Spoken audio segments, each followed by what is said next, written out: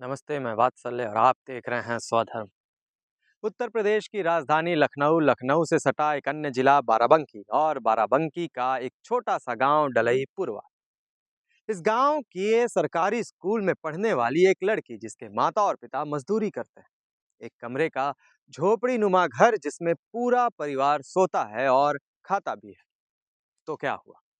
ये महज चुनौतियां हैं जिनसे लड़ते हुए, जूझते हुए वो लड़की जापान की यात्रा कर आई।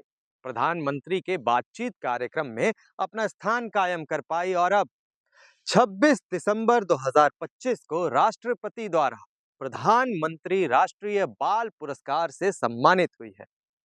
मैं जिस लड़की के बारे में बात कर रहा हूं उससे मिल चुका हूं, बात कर चुका हूं, पूरे परिवार का हाल देखकर आया हूं और उन कठिन दैनिक परिस्थितियों के बीच कागज और कलम के प्रति प्रेम का गवाह भी बन चुका हूं। और ऐसा मैंने अकेले नहीं किया है। मेरी इस यात्रा के गवाह आप सब हैं।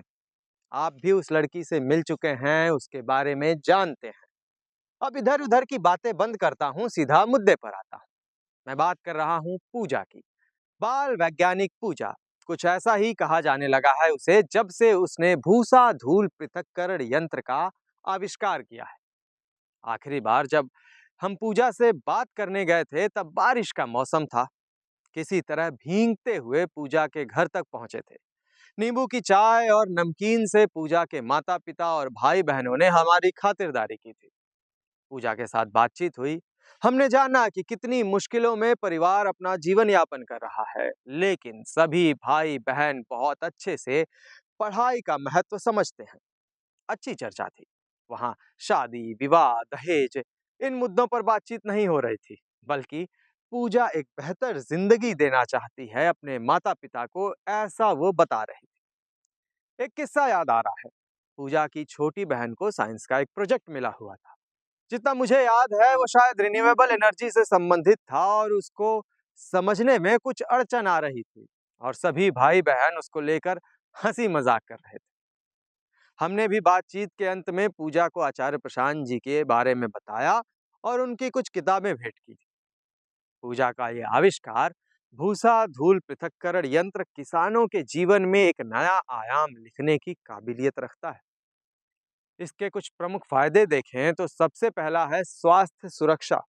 ये यंत्र थ्रेसिंग के दौरान उड़ने वाली बारीक धूल और सूक्ष्म कणों को हवा में फैलने से रोकता है, जिससे किसानों और बच्चों को फेफड़ों और सांस संबंधी बीमारियों से राहत मिलती है।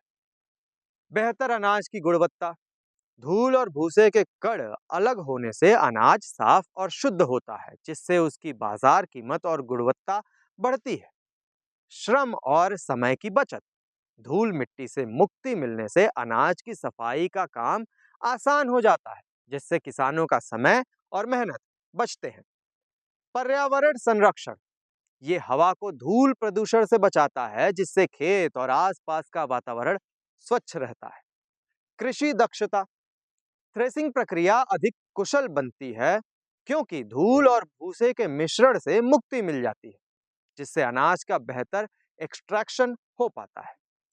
नवाचार और पहचान यानी इनोवेशन और रिकॉग्निशन, पूजा पाल जैसी बाल वैज्ञानिकों द्वारा बनाए गए ऐसे यंत्रों को राष्ट्रीय स्तर पर पहचान और पुरस्कार मिलते हैं जो कृषि इनोवेशन को बढ़ावा देते हैं।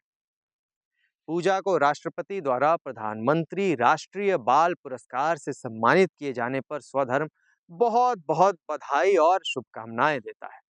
पूजा का यह आविष्कार और उस आविष्कार को मिलने वाला सम्मान अन्य सभी वर्ग के, सभी उम्र के भारतीयों को प्रेरित करेगा अपने जीवन में उत्कृष्टता की ओर बढ़ने को। साथ ही यदि आप हमारी और पूजा की बातचीत को देखना चाहते हैं तो उस वीडियो का लिंक डिस्क्रिप्शन में मौजूद है, आप जाकर देख सकते हैं। और आपको आज की हमारी इस कहानी का कौन सा हिस्सा सबसे अधिक रोचक लगा, कमेंट करके अवश्य बताइए। धन्यवाद।